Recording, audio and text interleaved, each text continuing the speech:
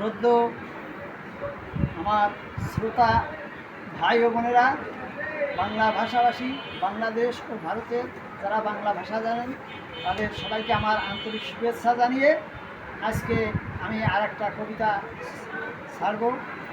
কবিতার নাম স্নেহের মাতৃভূমি, পল্লী কবি আবুল খায়ের মোল্লা।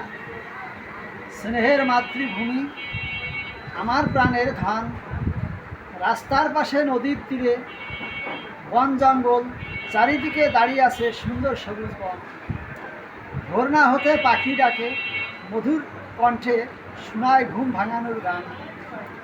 গরমকালে গাছের তলায় শীতল ছায়ায় জুড়িয়ে দেয় মন প্রাণ। পাখির ডাকে জাগে সকাল, শোনায় ঘুম ভাঙে তার সুরে। মায়ের মাটির ঘরে শান্তি লাগে সবার অন্তরে। দুঃখ আছে, হাসিও আছে, এই দেশের সব মানুষের ভাই। মা আর মাটির টানে ফিরে আসি, যে দেশেতেই যাই। এই মাটিতে জন্ম আমার, এই দেশের প্রতি টান।